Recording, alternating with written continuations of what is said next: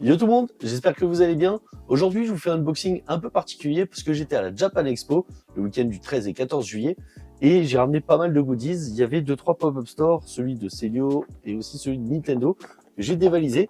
Donc je vais vous montrer tout ça dans cette petite vidéo unboxing spéciale Japan Expo.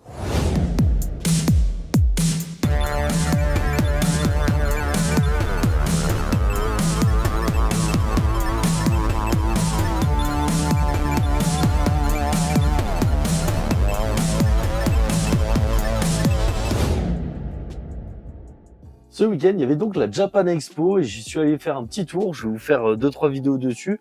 Vous avez certainement déjà vu des petits shorts passer également. Mais j'ai fait le tour des stands, j'ai fait le tour aussi des pop-up stores qu'il y avait. Et je vais vous montrer un peu tout ce que j'ai acheté parce que je me suis fait un petit peu plaisir. Alors il y avait beaucoup de stands de créateurs, et il y avait aussi quelques stands de cartes. Et là, c'est là que je me suis fait plaisir sur les cartes. J'ai pris une petite Pokémon et des Yu-Gi-Oh! Alors, je vais commencer avec les cartes Yu-Gi-Oh!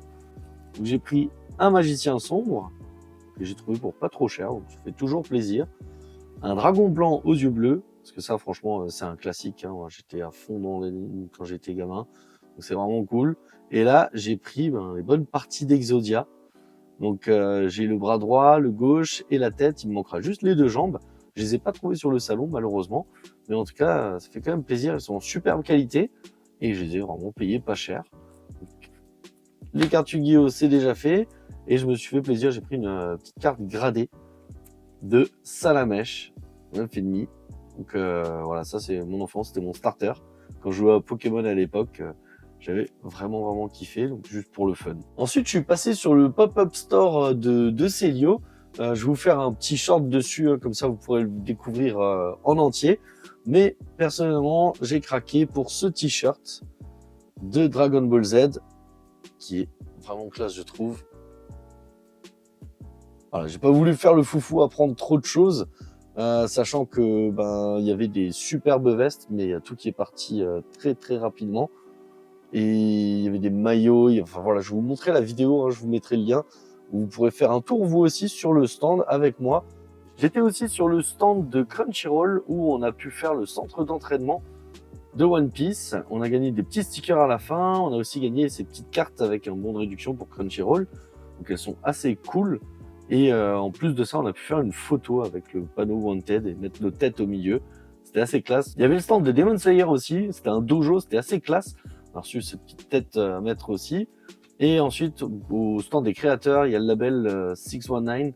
Pour ceux qui avaient fait Mutafukaz avec Run, que j'adore, qui ont leur prochaine série jaune qui sort le 23 octobre. On a pu recevoir un petit extrait en exclusivité. Et c'est maintenant qu'on rentre dans le plus intéressant de la vidéo, j'ai envie de dire.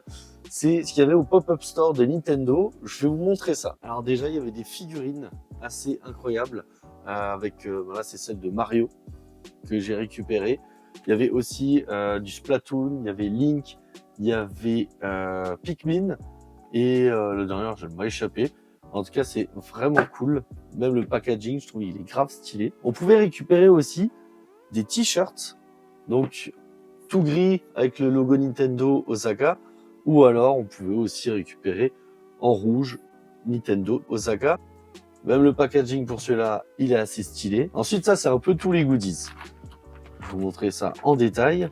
Alors, on avait une collection assez incroyable de pins. Moi, j'ai récupéré le bouclier ilien, le Korogu et le masque Majora, qui est assez ouf dans les détails.